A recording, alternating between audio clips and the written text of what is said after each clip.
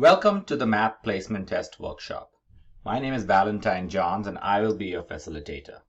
Over the next 3 weeks, you will work on building your math skills on many foundational math topics, which will help you prepare for the math placement test. After logging into this course, take the time to read the welcome page carefully to understand the objectives of the workshop, how to use the workshop and the math placement test, and how to study for the placement test. If you scroll down, you'll see that. And then how to use the schedule of the workshop, which is out here. And then if you have any questions, you can always contact me out here. So when you click on begin the workshop, it should take you to week 1.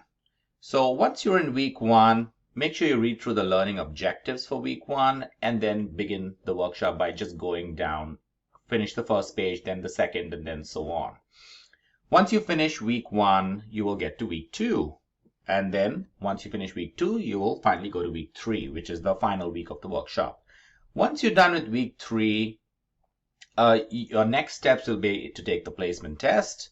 And then please remember to take the course survey, okay, so that we can understand what we did well, what we did not do well, and how we can improve the workshop for future students just like you.